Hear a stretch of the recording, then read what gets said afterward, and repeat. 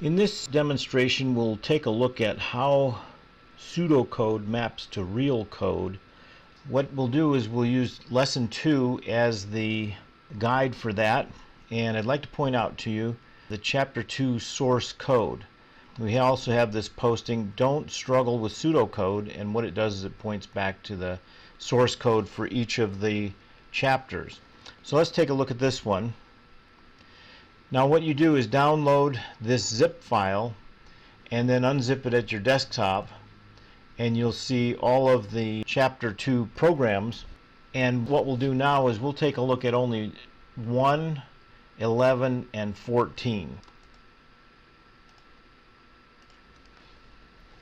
Now if you right mouse click, and if you have your code blocks linked to CPP files, it'll open up code blocks. As we've seen before, you get a tip of the day. We'll just put that aside for now, and we'll notice that the 3 files that we selected are actually showing up. One of the things we hadn't talked about last time, I don't think, is you can resize these windows, so I'll move this down so we can see it a little bit better.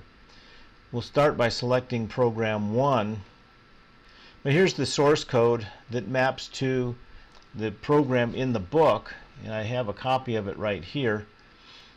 And let's take a look and match this up. But you see the middle here, the things that start with C out, those map directly to these 3 lines that say display. So the pseudocode that they're using in the book is they're staying consistent on it. So anytime they say display, what that maps to is a C out. The other thing is they have this string here, Kate Austin. You see Kate Austin listed next, and then end line. What that does is it's like a carriage return line feed is actually what it is. It's like a typewriter. And then we have another C out, corresponds to display on the next one, 1234 Walnut Street, and here you see 123 Walnut Street. This one has an E on it. We can fix that, easy enough. And then again it ends with an end line. Then finally we have the final line, Asheville, North Carolina 28899, and you see that over here again.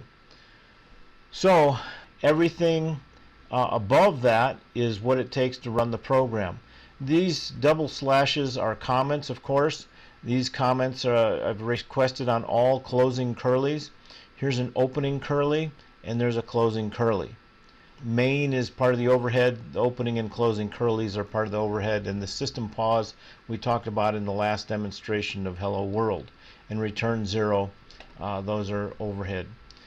What you won't see in your downloaded code is this standard lib include here. So if you want to use the debugger, you're going to have to add this line.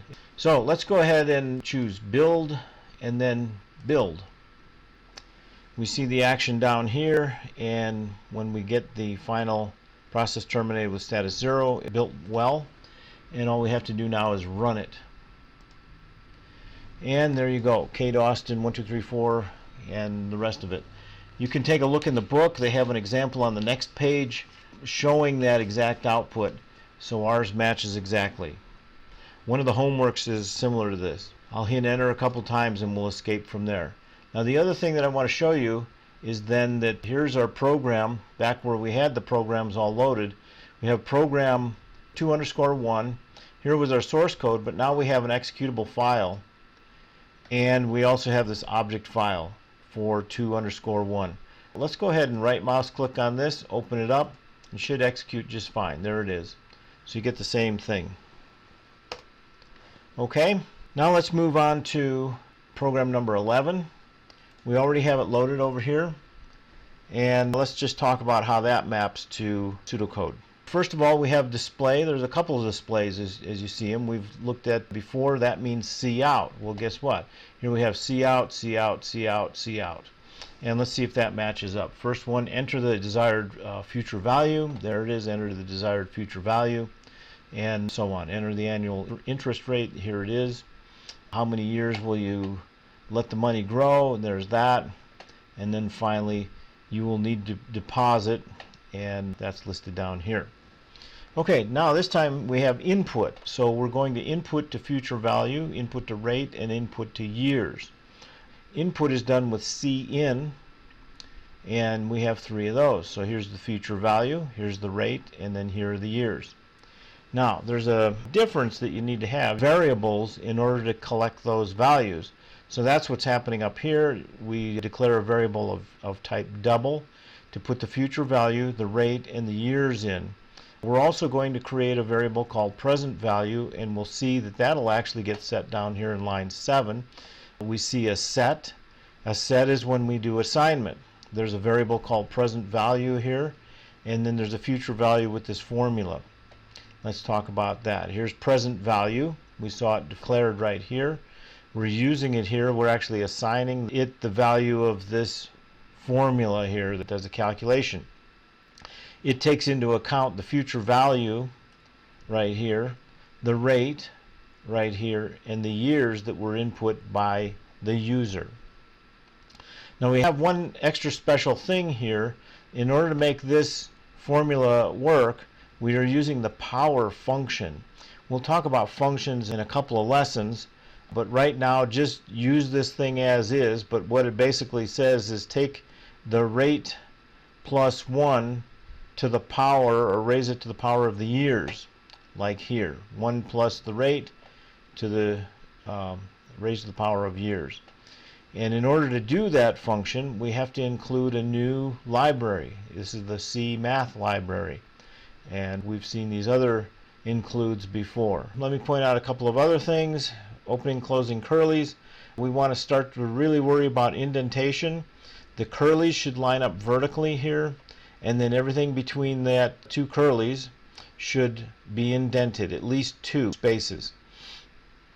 If we introduce another set of curlies here, which we will be doing shortly, you'd indent again 2 more spaces. So one of the things that ends up in your grade is indentation, if it's properly done. So let's go ahead and compile this thing and see how it works. So let's build it as we've done before. Build, and we're watching it. Compiles okay. We could take a look at the output, but we'll just go ahead and run it because we've seen that kind of thing before. Okay, so we run it. First question it asks is enter the desired future value, just like we have in the sample output. So it's 10,000. Enter the annual interest rate. It's 0.05. How many years? 10 years. And it should calculate, and we get the same number. Now we're actually getting a decimal value, whereas this is just showing us the integer part. This is acceptable. That's fine. If somebody took my 13 cents, I think I'd be upset. So I would want to hang on to it. Okay, so enough of that one. Let's move on to example 14 in the next demonstration. Bye-bye.